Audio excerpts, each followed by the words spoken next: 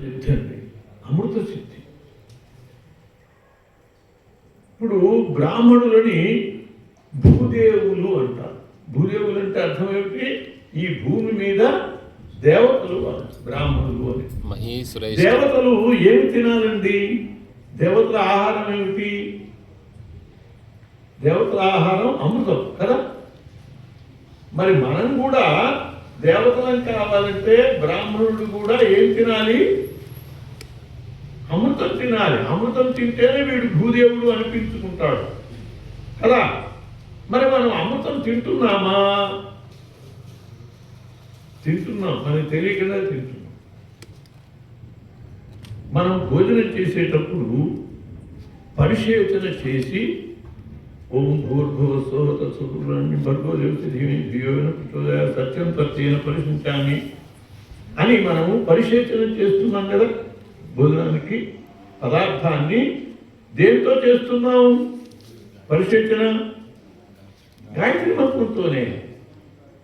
గాయత్రి మంత్రంతో పరిశేచనం చేయటం వల్ల దీనికి అమృతత్వ సిద్ధి ఏర్పడుతోందండి పదార్థానికి. వెంటనే మనం ఏం చేస్తున్నాం? చేతుల్లో నీళ్లు పోసుకుని అమృత వస్తువు అంటున్నాము. అంటే ఏమిటన్నమాట? దీన్ని మంత్రపూతంగా అమృతం చేసుకుని లోపలికి పోసాం. ఏం పోసాం? అమృతం పోసాం. ఈ పదార్థాన్ని కూడా గాయత్రి మంత్రంతో అమృతీకరించాం. కాబట్టి ఈ అమృతాన్ని కూడా లోపలికి తోసాం. తర్వాత మళ్ళీ అన్నం తిన్నాక ఏం చేశాము? నీళ్లు తీసుకుని అమృత పిధానమసి అన్నామా? పిధానము అంటే కపటం.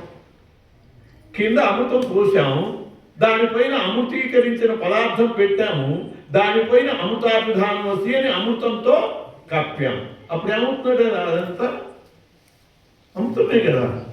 కాబట్టి మనం ఏం తిన్నట్టు? అమృతమే తిన్నట్టు.